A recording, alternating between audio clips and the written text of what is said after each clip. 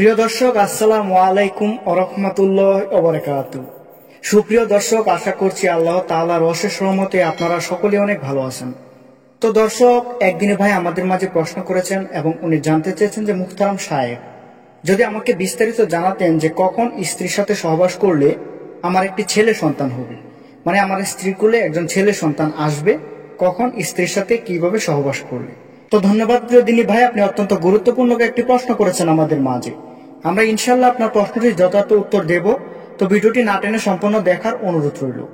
তো প্রিয় দিনী ভাই, দেখুন, আল্লাহ তাআলা কোরআনে বলেছে যে তোমাদের স্ত্রীগণ হচ্ছে তোমাদের জন্য শস্যক্ষেত্রের মতো।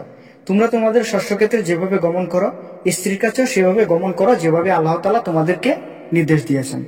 তো এক্ষেত্রে বোঝা যায় যে একজন স্বামী যখন তার স্ত্রীর সাথে আলিঙ্গন করবে, সহবাস করবে, তখন তাদের ছেলে সন্তান হোক বা মেয়ে সন্তান হোক, আল্লাহ তাআলার পক্ষ থেকে যেটা দিবে সেটা আসবে। তো এখানে নির্দিষ্ট করে বলা নেই যে এরকম দিনে বা এরকম রাতে করলে ছেলে হবে বা মেয়ে হবে। তাই এটা সঠিক করে বলা যায় না যে কখন স্ত্রীর সাথে সহবাস করলে ছেলে সন্তান হবে বা কিভাবে সহবাস করলে ছেলে সন্তান হবে। এই কথার কোনো ভিত্তি নেই বা এরকম কোনো সমাধানও নেই। তবে সমাধান একটি আছে, সেটি হচ্ছে আপনি আল্লাহ তাআলার ইবাদত করবেন, আল্লাহর পথে চলবেন এবং আপনি আপনার স্ত্রীর সাথে গমন করার পরে আপনি আল্লাহ তাআলার কাছে প্রার্থনা করবেন যে আল্লাহ তাআলা যেন আপনার স্ত্রীর গর্ভে একজন ছেলে সন্তান দেয়। আল্লাহ তাআলার কাছে বেশি বেশি চাইবেন, আল্লাহ তাআলার কাছে দোয়া করবেন। আল্লাহ তাআলার কাছে কোনো কিছুর অভাব নেই।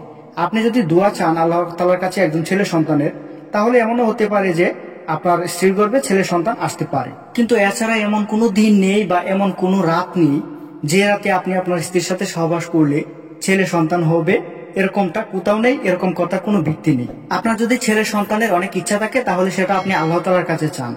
উনি সবকিছুর মালিক, উনি চাইলে আপনার স্ত্রীর গর্ভে একজন ছেলে সন্তান দিতে পারে। তাই আল্লাহ তাআলার কাছে চান, কোনো বাবার কাছে যাবেন না, কোনো কারো কাছে যাবেন না যে একজন ছেলে সন্তানের জন্য। ছেলে সন্তান দেওয়ার মালিক, মেয়ের সন্তান দেওয়ার মালিক একমাত্র আল্লাহ তাআলা। তো প্রিয় ভাই, আশা করছি বুঝতে পেরেছেন।